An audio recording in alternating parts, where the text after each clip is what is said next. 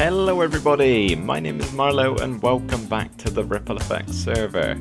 So for like 2 days, real lifetime, we had one of the Wandering Trader's llamas up here, one of his traveling companions.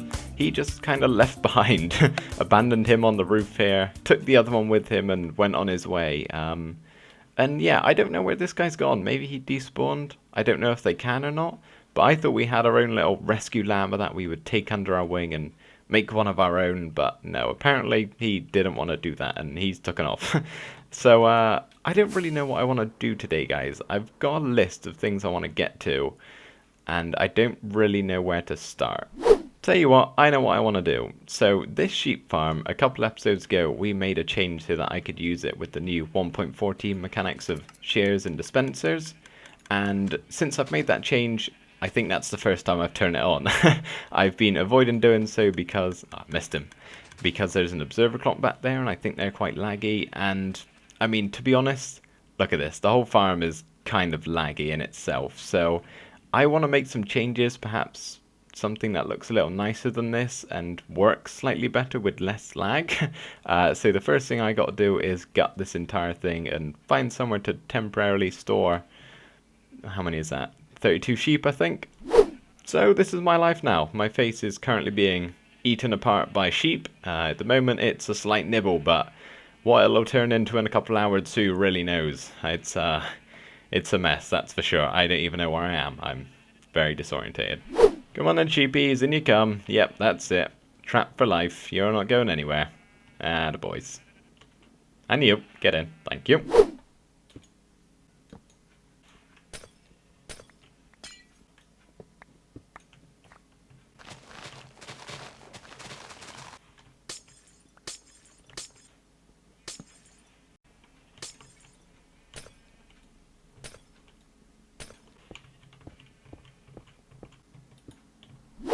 Whilst admittedly, yes, this is looking all very messy at the moment, it is now ready for a complete revamp. But the first thing I need to do is actually expand the room sideways by about 3 blocks, otherwise we won't be able to fit enough sheep.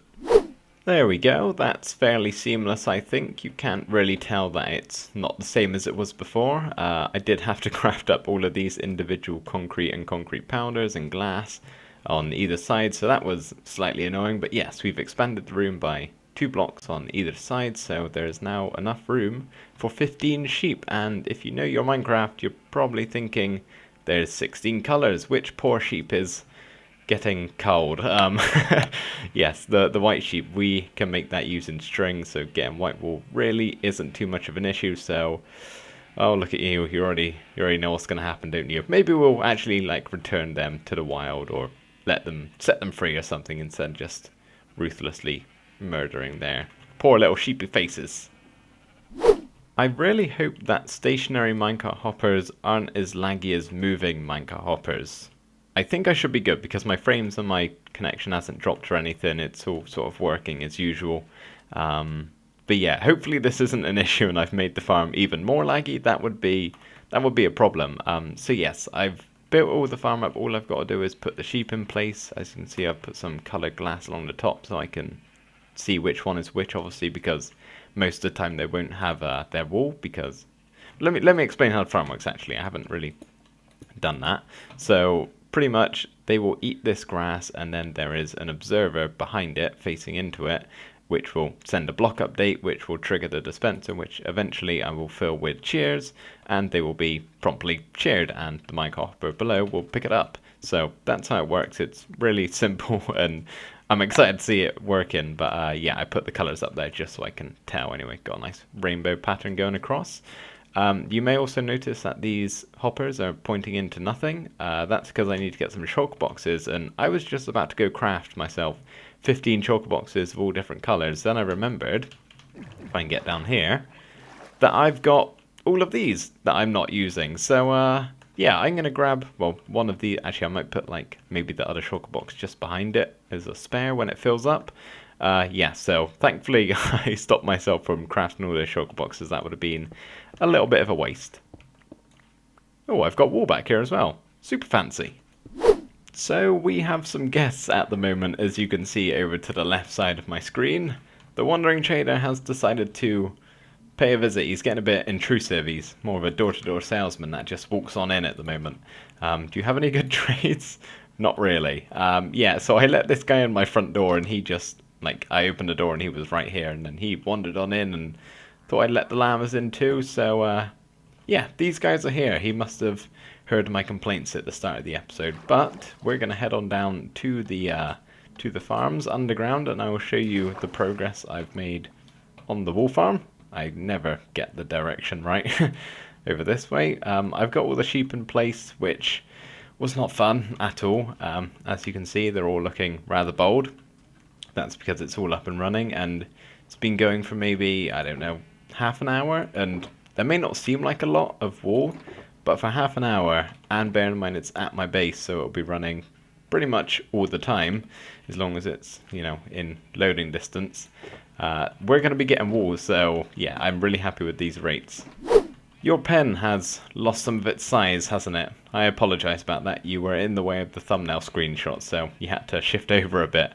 Yeah, so we have one of every colour here, plus 2 white ones, and I can't remember if I explained this or not, so forgive me if I'm repeating myself, but the reason we've only got one in each of these is because basically collision boxes, like if that one there, or any of them being sheared, if a bold sheep was in the way of the sheep with wool, the one with wool wouldn't get sheared. I don't really know how to explain it, but basically you can only put one sheep in each of those things, so we have to find something to do with these guys. So somewhere past Villager Island over here, there is another little bit of grassland where we put our villager breeder, which I really stupidly built about a month before 1.14 came out. So this no longer works, so I can get rid of it at some point, but maybe we could just leave them here and they could have the land to themselves, their own little island. I mean, it's pretty decent size. They got a little off island there they can use. Yeah, maybe we'll bring them over instead of just slaughtering them all.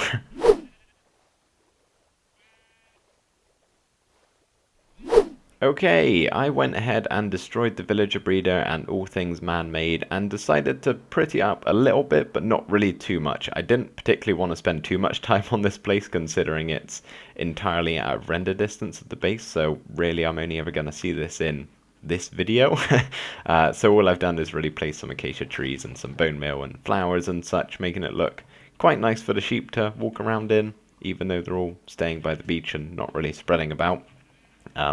Maybe they're just having a sunbathing day. They're also sharing it with 2 sheep imposters who are doing a terrible job at trying to pass as sheep, but... Oh, 3, I lied. Yeah, so there's some pigs on the island as well, and apparently some turtles are around. What is that noise? What is that noise? I've never heard that before. Is that... I swear that's a noise like a guardian temple makes, isn't it? Oh god knows, there's guardians around here too, there's animals all over the place. Yeah, so we've got Sheep Island over there, I'm all turned around now, we got Turtle Island there, and of course the mushroom biome is part of our base. We're really looking after the animals this season. I think today's episode is the one where we go and find Bao Bao's other friend here, because he's been lonely for far too long, and I've actually found where some pandas are, kind of close to where we got him. I've actually found 3, so I think I'm only going to bring 1 over. I don't really want to overpopulate this place. There isn't really too much room for movement. He also hasn't budged from this exact spot since he's been here. Honestly, he hasn't moved at all. I don't know what is wrong with him. Maybe he's stuck. Let's give him a little shift. Come on, Bao Bao, move about a bit. There we go. Maybe he was stuck, like in that path block maybe? I don't know. But yes, it's now mission, go and get Bao Bao's friend. Well, I found him, and safe to say he's having fun. Yeah, this is the panda we're going to take, I think. I feel kind of bad because he's next to him, and there is another panda by themselves somewhere else around here, but I want the playful panda because the other one is a boring, normal one like you. No offense. But yeah, this is the guy, so now I've got to take him back on the ever so long journey through the nether in a boat. So I'll probably see you in a good couple of hours. Oh, okay. Sad thing happened, guys. So basically I was transporting the playful panda through the obsidian, through the portal, and he decided to suffocate in the obsidian. The same thing happened to Bao Bao when we were transporting him over at my base, but thankfully I could get him out in time. Playful Panda, not so much. He he didn't make it, which kind of really sucks because I wanted one that wasn't just a normal one. But thankfully you were here, his friend, so we're taking you back instead. So kind of sucks, but hey, at least we got one, right? That's all that really matters. So we're back at the base now, and as you can probably tell, there's no panda with me. I have managed to kill a total of not one, not two, but three pandas today. And when I say I kill, I mean nether portals have killed them. So obviously we lost the first one, which was very sad. And what's even sadder is the second one that we brought over, I managed to get all the way to this nether portal, and he died in it. And then I went back to find the other panda that was a couple, I don't know, 50 blocks away from the other two, and he died in the same way that the playful panda did. Yeah, I'm three pandas through, and I cannot find another one. I've gone back to that jungle, I've looked for them, and I cannot find one, and honestly, I've reached a point of I've given up, and we're going to use commands to get a panda, because I just don't want to do this anymore. I've spent too long trying to find one, and it's not my fault, it's the game, it's a bug. I don't really consider this cheating, at least it's fair cheating, let's say. So I don't really know if this gives you just a normal panda, but whatever it is, unless it's an angry one, we will keep it. Oh, he's a snotty nose one. Oh, we got the weird one. Oh, great. Oh, well, I suppose that's my punishment for cheating. Oh, it's okay. I still love you. Is he the sad panda? Yeah, he's crying, isn't he? Oh, that's so upsetting. Okay, well, upsetting because he's sad. I'm perfectly fine with him being a sad panda. Okay, let's take you up to Bao Bao. Why do you want to get out so badly? You've got a friend now. Look, I know he's got a snotty nose and he's crying, but just go be his friend, please, Bao Bao. Come on. So when we did this episode where we built this and got Bao Bao, I asked you guys for a name for the second panda when we eventually got him, and Decoy left the suggestion of Boo Boo, which I think is perfect for this guy. So Bao Bao and Boo Boo, yeah, he fits his name very well. I should also say real quick, if any of you guys on the server want a panda, then you are more than welcome to come breed these two. I believe all you need is give them both a piece of bamboo, and there has to be bamboo in the area, and they will breed. At least I think so. That could be wrong. But yes, if any of you guys on server want a panda and don't want to trek 12,000 blocks like I have done, then you are more than welcome to come and breed these two up. Well, there's two things out of the way with that I wanted to do with today's episode, but unfortunately they've taken a little bit longer than I was kind of hoping they would, so we don't particularly have too much time left in today's episode, but I do want to get to one, maybe two more things. So I want to do something on the surface here, and we have this Tesla coil here, which, you know, obviously using your imagination is meant to be powering the nether portal down below, but we have no real way of powering the rest of the island.